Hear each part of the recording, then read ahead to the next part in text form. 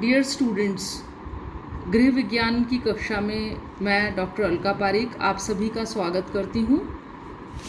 हम लोग रेयॉन के रेशे के निर्माण के बारे में पढ़ रहे थे।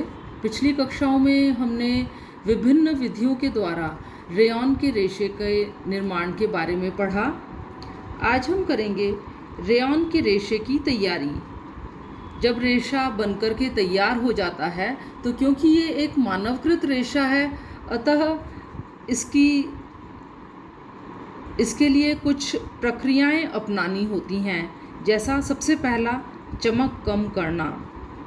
जितने भी प्राकृतिक रेशे हमने पढ़े उनके अंदर चमक नहीं होती है, लेकिन रेयॉन का निर्माण विभिन्न रसायनों के द्वारा होता है और इसलिए रेयॉन का रेशा जिस भी विधि से तैयार किया गया हो उसमें एक भड़कीली सी चमक होती है और इस कारण ये वस्त्र निम्न कोटि के लगते हैं और देखने में अच्छे नहीं लगते। इसलिए इनकी चमक कम करना आवश्यक होता है। चमक कम करने के लिए टाइटेनियम डाइऑक्साइड, तेल, मोम, पैराफिन आदि को रेयॉन के रेशे के तैयार गाढ़े घोल में डाल दिया जाता है। दूसरी प्रक्रिया होती है कताई यानी कि स्पिनिंग। रेशे की मोटाई और ऐंठन स्पिनरेट के छिद्रों के व्यास पर निर्भर करती है। रेशे की लंबाई आवश्यकतानुसार रखी जा सकती है। इसीलिए रेयॉन वस्त्र निर्माण के लिए वांछित मोटाई, आकार, प्रकार और लंबाई के धागे प्राप्त कर लिए जाते हैं। रेयॉन के वस्त्रों में मुख्यतः दो प्रकार के धागों का उपयोग किया जाता है, एक हरा धागा और बहुरेशीय धागा। इसके बाद तीसरी प्रक्रिया होती है परिष्कृति और परिसज्जाएं। रेयॉन में विभिन्नता लाने के लिए, इसे कई गुणों से विभूषित करने के लिए इस पर कई प्रकार की परिसज्जाएं की जाती हैं। इसकी सतह को चिकना करने के लिए कैलेंडरिंग की जाती है और सजावट का प्रभाव उत्पन्न करने के लिए एम्बोसिंग, जिसे हिंदी में नक्काशी कहते हैं, की जाती है। साथ ही इस पर जल अवरोधक परिसज्जा, संकुचन हटाने की परिसज्जा, सलवट प्रतिरोधक परिसज्जा आदि भी किए जाते हैं। अब हम करेंगे रेयॉन की विशेषताएं। सबसे पहले भौतिक विशेषताएं, और भौतिक विशेषताओं में हम सबसे पहले करते हैं रेयॉन का संगठन। रेयॉन चाहे किसी भी विधि से निर्मित किया जाए, इसका मूल आधार पौधों के भीतर पाया जाने वाला सेल्यूलोज ही होता है। और आपने पढ़ा ही था पहले कि रेयॉन का निर्माण cellulose, soda cellulose, sodium cellulose xanthate और रीजनरेटेड सेल्यूलोज के द्वारा होता है। दूसरा जो भौतिक विशेषता रेयॉन की है वो है सूक्ष्मदर्शीय रचना और रूप। रेयॉन की सूक्ष्मदर्शीय रचना उसकी निर्माण विधियों पर निर्भर करती है। हमने 3 प्रकार की निर्माण विधियां करी थी: विस्कस रेयॉन, क्यूप्रामोनियम रेयॉन और एसीटेट रेयॉन। तो जो पहला विस्कस रेयॉन होता है उसकी अनुप्रस्थ काट सूक्ष्मदर्शी से देखने पर दांतेदार दिखाई देती है और अनुप्रस्थ काट में यह रॉड जैसा इस तरह का दिखाई देता है, जिसमें पतली पतली धागे के समान धारियां पूरी लंबाई में दिखाई देती हैं। ये धारियां चमकदार दिखती हैं।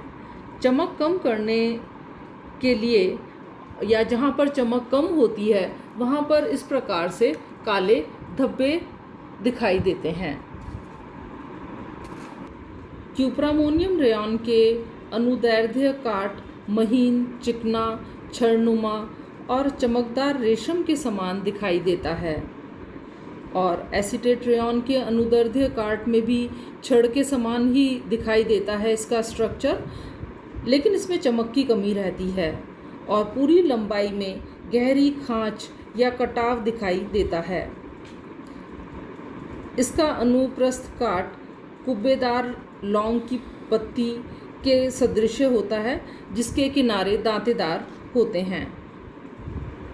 यदि हम विस्कस रेयॉन का केमिकल कॉम्पोजिशन देखें तो इसमें सेल्यूलोज 40 से 50% तक होता है, लिग्निन 20 से 30%, हेमीसेल्यूलोज 10 से 30% और पॉलीसैकेराइड की कुछ मात्रा इसमें होती है।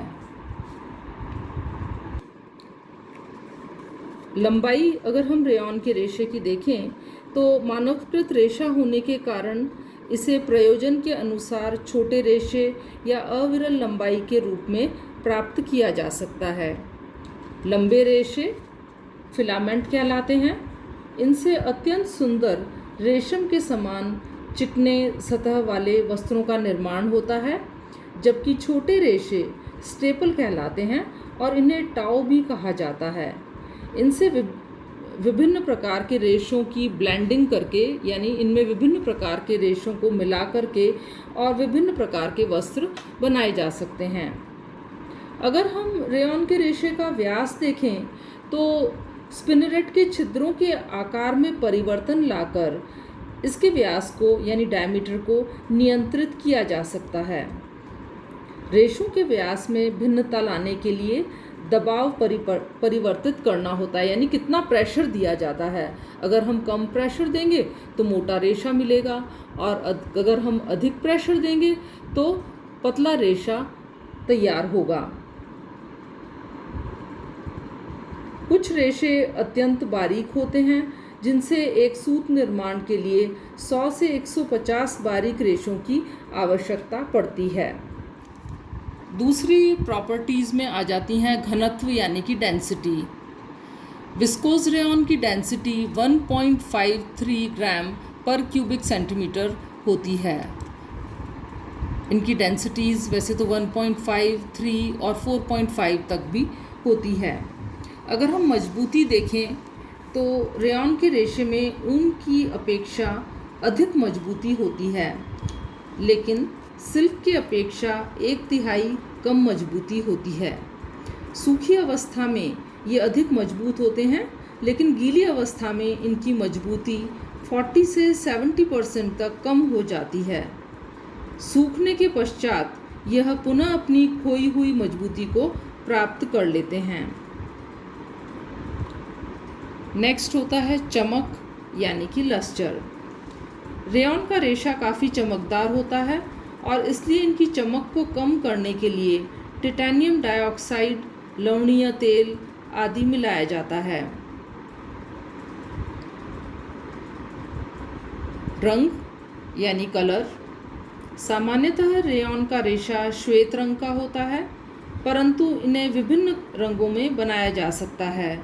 घोल में ही वांछित रंग डालकर फिर स्पिनरेट से निकाला जाता है और इस प्रकार रंगाई से रेशे के भीतर तक रंग प्रवेश कर जाता है, जो स्थायी बने रहते हैं। कताई करते समय विस्कोस रेशा पीला, एसीटेट रेशा रंगहीन और क्यूप्रामोनियम रेशा सफ़ेद रंग का होता है। नेक्स्ट प्रॉपर्टी है इलास्टिसिटी यानी कि प्रत्यास्था। रेयॉन में पर्याप्त प्रत्यास्था पाई जाती है। क्यूप्रामोनियम रेशों को खींचकर कताई की जाती है, जिससे इनमें पर्याप्त लोच आ जाती है और ये रेशे मूल लंबाई को शीघ्र ही प्राप्त कर लेते हैं। विस्कोस रेयॉन में भी प्रत्यास्था पाई जाती है और इनकी जो विस्कस रेयॉन होता है उसमें 2 से 3% तक इलास्टिसिटी का गुण विद्यमान होता है। अगला गुण होता है प्रतिस्कंदता यानी रेजिलियंसी। रेयॉन के रेशों में ऊन और सिल्क से कम प्रतिस्कंदता पाई जाती है। थोड़े समय तक थोड़ा सा खींचने के बाद ये अपनी पूर्वाकृति को प्राप्त कर लेते हैं। लेकिन अधिक समय तक अत्यधिक खींचे जाने के बाद ये अपनी पूर्वाकृति ग्रहण नहीं कर पाते और फैले के फैले ही रह जाते हैं। साथ ही ये रेशे कमज़ोर और निर्बल हो जाते हैं। बच्चों, अब हम पढ़ेंगे रेयॉन की केमिकल प्रॉपर्टीज़ यानी कि रासायनिक विशेषताएं। सबसे पहला है इफ़ेक्ट ऑफ एसिड यानी कि अम्ल का प्रभाव। सांद्र और शक्तिशाली खनिज अम्ल के ठंडे और गर्म घोल जैसे सल्फ्यूरिक अम्ल, नाइट्रिक अम्ल, हाइड्रोक्लोरिक अम्ल रेयॉन के रेशे को पूरी तरह से नष्ट कर देते हैं। कार्बनिक अम्ल जैसे ऑक्सैलिक अम्ल रेयॉन के रेशे पर हानिकारक प्रभाव डालते हैं और इनके संपर्क में आने पर रेशा निर्बल पड़ जाता है। एसिटिक अम्ल का विस्कोस और क्यूप्रामोनियम रेयॉन पर कोई हानिकारक प्रभाव नहीं पड़ता, लेकिन एसीटेट रेयॉन क्षतिग्रस्त हो जाते हैं। दूसरा है क्षार का प्रभाव, इफेक्ट ऑफ एल्कलीज। तीव्र, शक्तिशाली और गर्म क्षार के घोल रेयॉन के रेशे को क्षतिग्रस्त करके नष्ट कर देते हैं। सोडियम हाइड्रोक्लोराइड के संपर्क में आने पर रेयॉन के तनाव सामर्थ्य नष्ट हो जाती है। अमोनिया, बोरैक्स, कड़े साबुन या शोधक पदार्थ, फॉस्फेट आदि के उपयोग से इनकी चमक समाप्त हो जाती है। इसलिए धुलाई करते समय मृदु और नर्म साबुन का ही प्रयोग किया जाना चाहिए। अगला है इफ़ेक्ट ऑफ ब्लीच यानी ब्लीच का, विरंजक का प्रभाव। सूती वस्त्रों के समान ही रेयॉन वस्त्रों में हल्के मृदु ब्लीच जैसे सोडियम हाइपोक्लोराइट, हाइड्रोजन पेरोक्साइड का उपयोग किया जाना चाहिए। तीव्र ब्लीच का प्रयोग नहीं करना चाहिए। अगला है रंगों का प्रभाव यानी इफ़ेक्ट ऑफ डाइज। क्यूप्रामोनियम और विस्कस रेयॉन को रंगों के प्रति गहरा सादृश्य रहता है और इस कारण इन पर सभी रंग चढ़ जाते हैं और खिलते भी हैं। रंग पक्का चढ़ता है। इसे किसी भी सुंदर से सुंदर आकर्षक डिज़ाइनों में रंगा जा सकता है। साथ ही रंग धूप, धुलाई, प्रकाश, पसीना, वातावरणीय हवा आदि से अप्रभावित रहते हैं तथा लगातार प्रयोग के पश्चात भी इनमें वही चमक और रंग बनी रहती है। इसलिए ये पर्दे और परिधान के लिए उपयुक्त रहते हैं। लेकिन एसीटेट रेयॉन को रंगना कठिन होता है क्योंकि इनकी अवशोषकता अत्यंत ही कम होती है। इस पर न तो सभी रंग चढ़ते हैं और ना ही पक्के रहते हैं। अंतिम है पसीने का प्रभाव। रेयॉन में